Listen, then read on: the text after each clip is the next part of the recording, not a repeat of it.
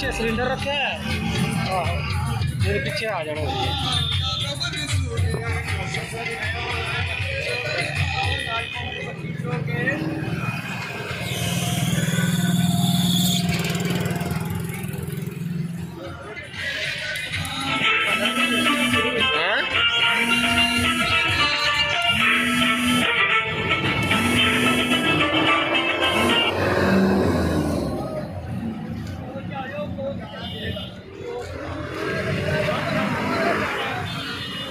फिर कितनी देर पहुंच जाओगे वैसे?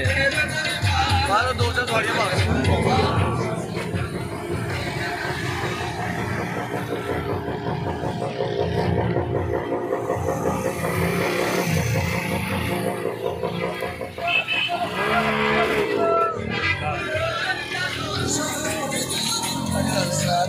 भाग दे के जाओगे।